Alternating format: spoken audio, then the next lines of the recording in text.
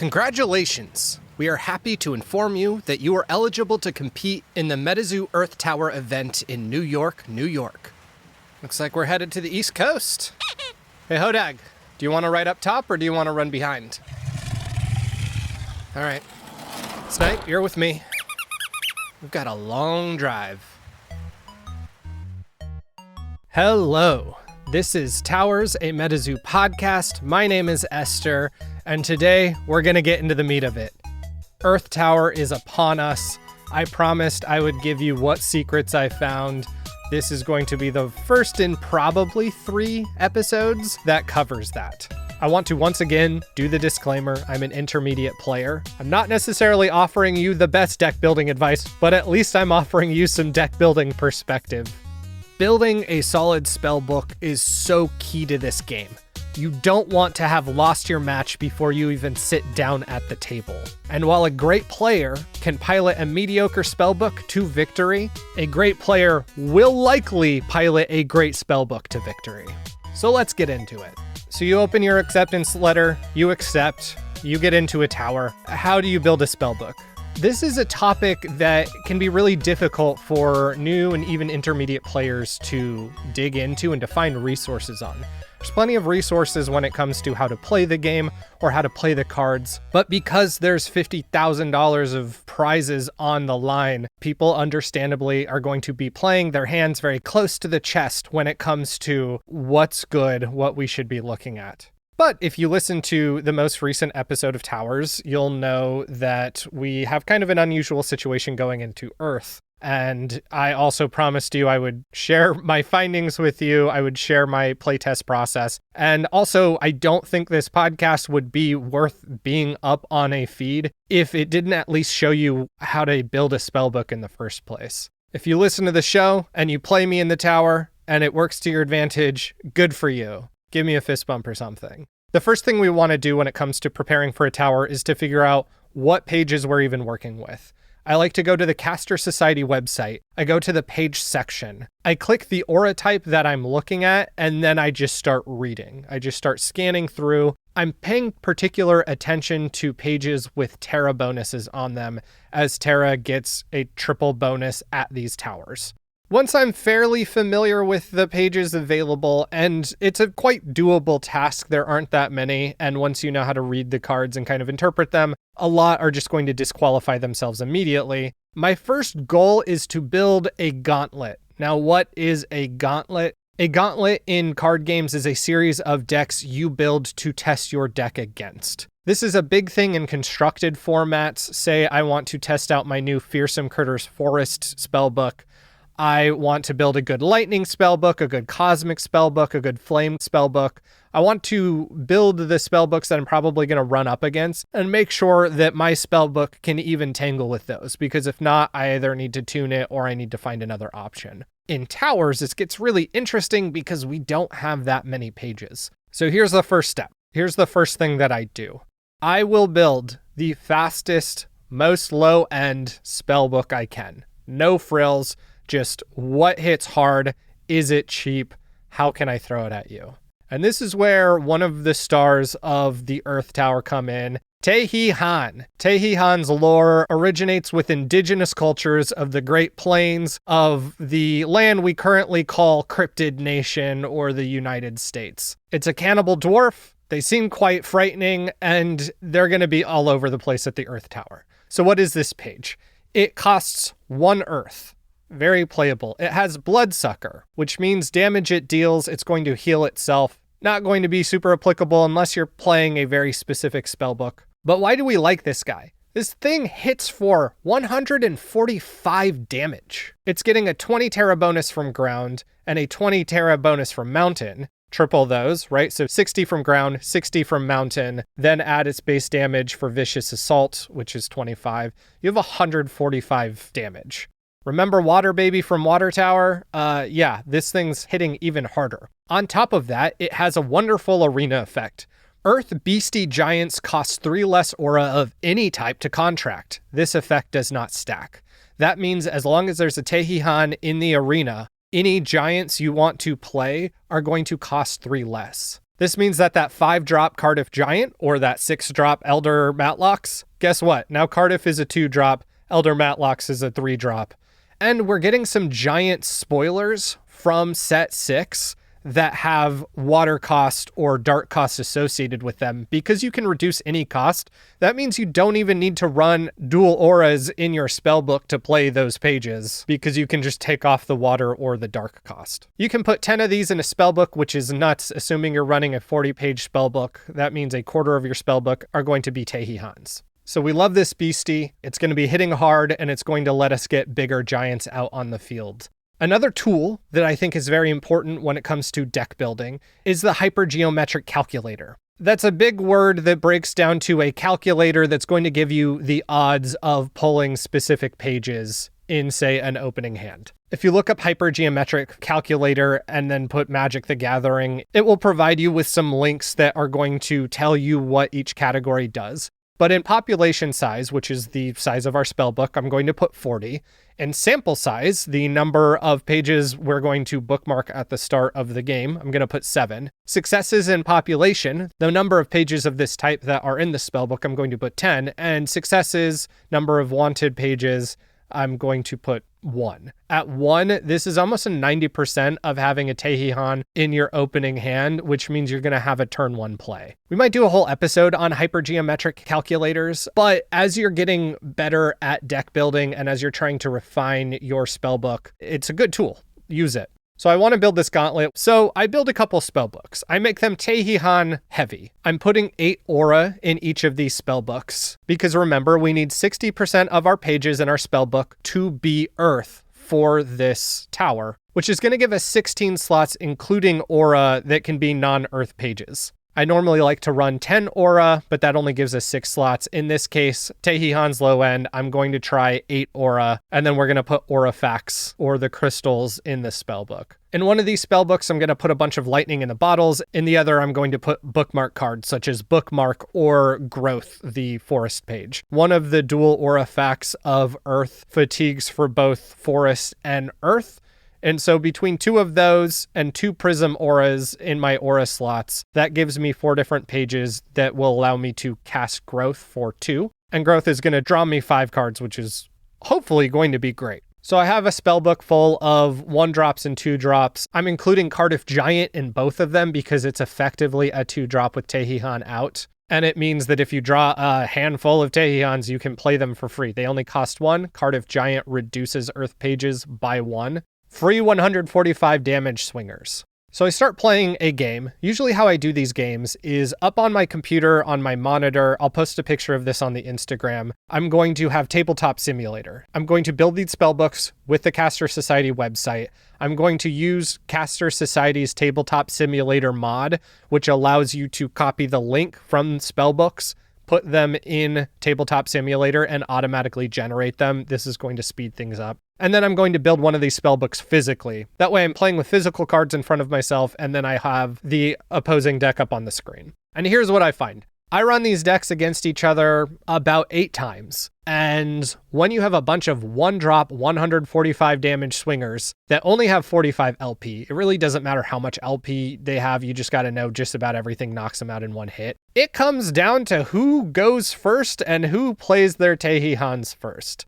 There are a couple ways that you can get back. Graveyard Mud is a very interesting potion in Earth. You can have up to 2 in a spellbook, and it allows you to contract Earth Beasties from your limbo that have a cost of 3 or less. So Tehihan fits that category. Cardiff Giant does not. Even though you're only paying 2 for it, it's still a 5-cost beastie, so you can't use Graveyard Mud. But you can have up to 2 of these, which means if your opponent gets ahead of you, you have some Tehihans in limbo. You can throw out a couple Graveyard Muds, get a few more bodies, however they're going to be fatigued. But through these games, Tehihan wasn't going to cut it. That's what it came down to. Running a bunch of this really great card wasn't going to do it because it came down to trading. On my turn, I play a Tehihan. On your turn, you play a Tehihan. On my turn, I play 2 Tehihans. I use my Awakened Tehihan to knock out your Tehihan. On your turn, you play 2 Tehihans. Maybe you have a lightning in a bottle, you knock 1 or 2 of mine out. It just goes back and forth, and that's a luck factor I don't want to rely on. So I have version 1 of these decks. We're now going to go into version 2 revisions. What am I adding? I need defensive options. I need a page that if I play it, a Tehihan can't just knock it out. Now, I have a bunch, but for me, because I'm specifically iterating off of these existing spellbooks, I'm going to be looking for things like First Strike. So I look at Mountain Boomer, which is a 3 cost. You can put up to 4 in a spellbook. It only has 50 LP, but it's doing 60 damage without other effects. It does have other effects, which is enough to kill a Tehihan. That means it does not matter how many Tehihans you run at a Mountain Boomer, the Tehihans are going to die, because Mountain Boomer having First Strike is going to hit them first. I keep one of the spellbooks the same. I put Mountain Boomer in the other spellbook, and lo and behold, the one with Mountain Boomer just wins outright. So now we're going to iterate again. We're going to go into version 3. I am going to update the losing spellbook, putting in Mountain Boomers, and now I want to find a way around Mountain Boomers. So I'm looking at some bigger beasties. Now I've already said I'm including Cardiff Giant because it just lets you throw pages out from your hand, and that's great. But a page that really stuck out to me was John Henry. Mostly because he not only has unblockable, but he gives all of your beasties unblockable. Which means, say they have a Mountain Boomer out, and you say, well, my Tehihan attacks caster, or my Tehihan attacks the other Tehihan, they're not going to be able to declare blockers. And here's where I start running up against some problems while I'm developing these spellbooks. Earth is slow. Earth is not water. Earth does not bookmark you a bunch of pages naturally. Earth is not as consistent. And there are going to be games where you only have a couple of Earth Aura out if you're running 8. Now let's talk about some things I've done to try to get around this. One point of experimentation is running 6 artifacts. So let's talk about artifacts. Every aura type has a 0-cost artifact that allows you to fatigue and generate 2 of that aura type. In Earth, that's called the Earth's Core. They have 50 LP, so they're easy to kill in this format, but if you can get them out, they're going to get you ahead. Every aura type also currently has 4 different artifact essences, 2 of different types. So in Earth's case, we have Petrified Wood, which fatigues to generate an Earth and a Forest aura. And then we have Glistening Beach Rock, which fatigues to generate an Earth and a Water aura. Now, there are a bunch of other artifact essences that are going to generate Earth aura, but they're going to take up a non-Earth slot. I would rather have those for things like bookmarks, lightning in a bottle, etc. An important thing to note with artifact essences, you can only have 2 artifact essences out at a time. However, those original artifacts, for example, Earth's Core, is not an artifact essence, which means you could have 2 Earth's Core out and 2 Petrified Wood, or 2 Earth's Core out and a Petrified Wood and a Glistening Beach Rock, for example, but you could not then put out another Petrified Wood. So I started out running 6 of these. I'm running 8 aura pages, and then I'm running 6 of these artifacts. I have a lot of potential to generate a lot of aura, which is great for pages like John Henry, who cost 5. In fact, a lot of the Earth Beasties just cost a lot. Now, let's say in your opening hand, you get an aura and you get 3 of these artifacts and you get a couple Tehihans. You're going to throw those artifacts down. You're going to pay for a Tehihan more than likely. But then you're not going to have a lot of pages left in your hand. And that's kind of a problem because it doesn't matter how many pages you can pay for if you don't have any pages to pay for. So this is where balance of card draw comes in. A huge card for the Towers format is Absorb Aura. If you don't have a playset of these of 4, get them. They're from the Nightfall set. This is a 0-cost neutral spell that reads, destroy target artifact that has an aura cost of 0. Bookmark a page and generate 1 aura with the same aura type as the destroyed artifact. In other words, if you play an artifact, you pass to my turn, I can play Absorb Aura, absorb your artifact. Now you don't have that artifact. I get to draw a card, and I've generated 1 aura, making it so I can play bigger stuff than I otherwise would have on my turn. Artifacts, I think, are going to be rampant in most likely all of the towers, which means Absorb Aura is also going to be common. When your opponent plays an artifact and you play an Absorb Aura, you're putting them behind and you ahead, which is good. But there's another thing not everybody thinks about when it comes to Absorb Aura, and that is absorbing your own crystals. Let's say you're in a tight spot. Your opponent has more beasties than you do, which means they're going to be able to remove anything you play down. You have an artifact and an Absorb Aura in hand.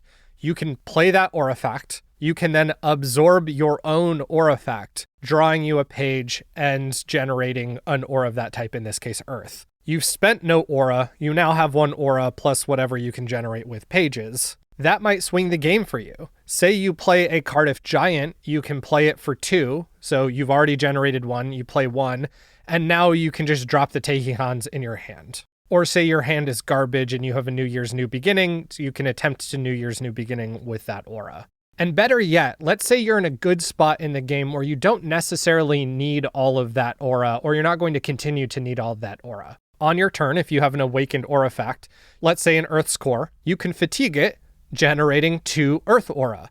You can then absorb it, generating an additional Earth aura. So now you have 3 Earth aura and bookmarking you a page. This is a great play, and one I saw a lot of the top 32 casters do during the Water Tower. So this is where building my Gauntlet starts to get a little trickier. I really like Mountain Boomer as a beastie. I like that if it dies, you can bring it back with Graveyard Mud. I love its first strike. I like that it has Tribal Boost. And while it eats Tehihans for breakfast, it does not eat other Earth beasties for breakfast.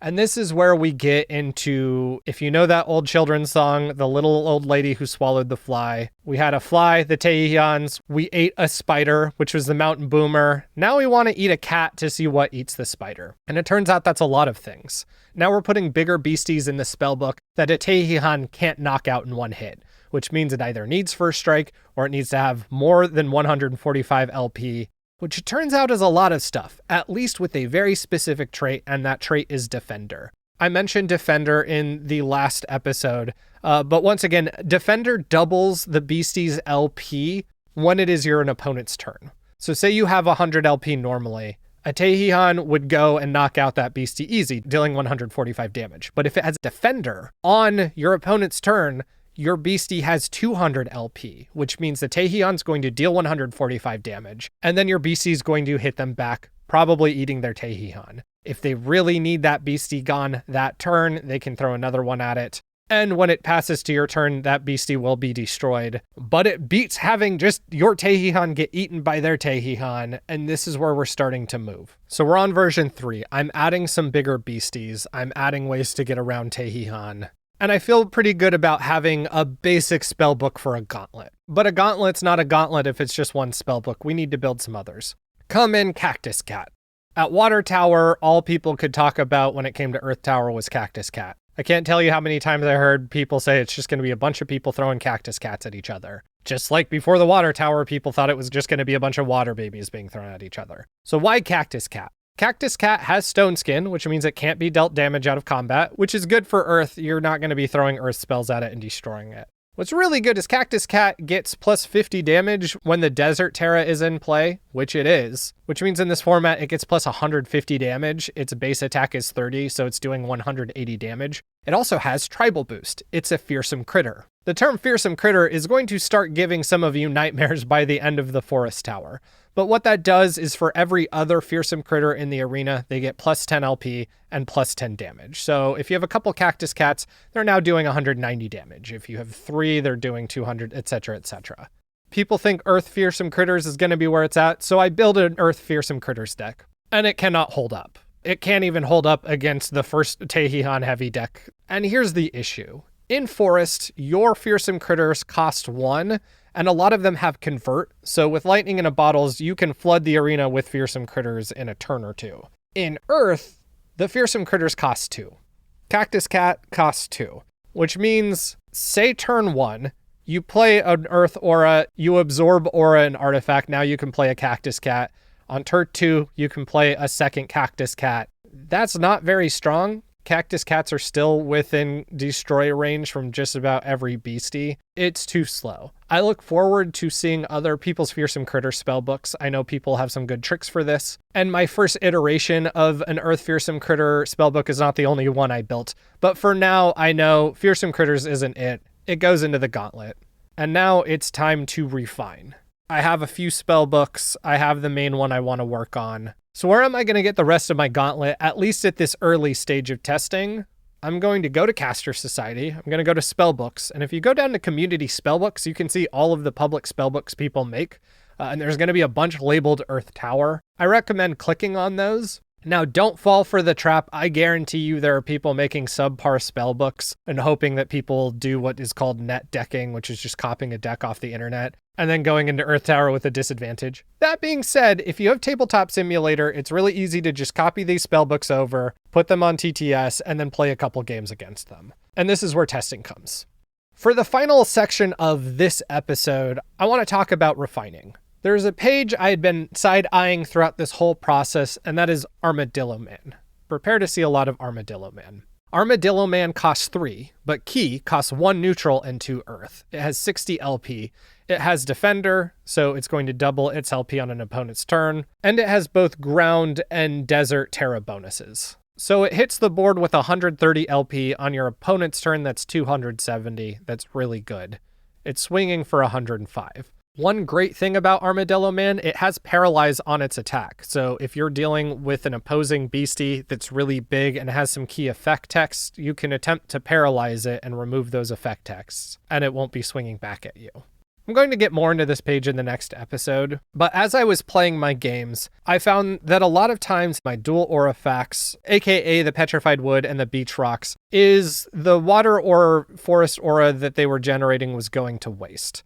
I could not use them on a Mountain Boomer because it costs 3 earth, but Armadillo Man costs 1 neutral and 2 earth, which means on turn 1, if I play an aura and an aurafact, on turn 2, I can fatigue that aura and that aurafact if it survives and play an Armadillo Man, which is a very strong turn 2 play. The reason I wasn't looking at this when I initially put Mountain Boomer on is because I was concerned about Tehihans. And if you run a couple Tehihans against Armadillo Man is going to die on your turn. Meanwhile, Mountain Boomer, doesn't matter how many you run at it, with first strike, they're going to get destroyed. But Armadillo Man has a really interesting destroyed effect.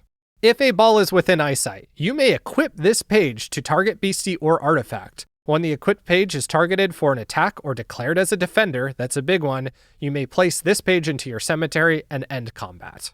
When Armadillo Man gets destroyed, you can attach it to another beastie, and now that beastie is automatically going to survive a combat. Really good defensive option while doing really good damage. And it was the keystone in going through the next iterations. I hope this episode was useful to you. If you, like many others, are watching this on YouTube, please leave comments on things that you would like to hear me talk about when it comes to testing. I'm only going to be able to cover so much information, and I do take requests. I'm going to post some of these spellbooks in the descriptions of this episode so that you can just plug and play. Don't use them. They're not great, but you'll at least see what my process looks like. I'm going to have one more episode of building spellbooks that does not take set 6 into account. In the 3rd episode, we're going to start looking at the spoilers and see how that might affect this whole process, because it can turn it on its head. My intention for these episodes is that even in the future, when you're working on your Flame spellbook or your Lightning spellbook, you can see what the iteration process looks like and apply it. Speaking of set 6, pre-orders drop tomorrow on many shops. A lot of shops are offering different discounts depending on how you use them. Most of them are offering bundles. I always go to Dylan Tran's shop, tranboysllc.com. Dylan won 2nd place in Caster Cup last year and used his winnings to start a shop that sells Metazoo and other card games. I think that's awesome. That's a story I want to support. And he really took care of me during Seance, so I want to keep supporting him. But wherever you go, get your pre-orders in, look at those Metazoo partners. They are really working hard to grow this game, and they're going to give you extras. I hope you enjoyed it. Once again, if you're on a platform that offers comments, please comment. You can also DM me on Instagram. Handles will be in the credits. Until next time. Towers, a Metazoo podcast, was created by me, Ester Ellis. The cover art was made by Chandler Candela. Music by the Heatley Bros. More details in the description. Want to say hello? Follow the show on Instagram at Towers Podcast. Send me an email at towersgamepodcast@gmail.com and say hi in Metazoo's Discord servers. Many of the figures in Metazoo originate in indigenous lore, and I think it's important for me to acknowledge that I make this podcast on the traditional lands and home of the Tongva Nation.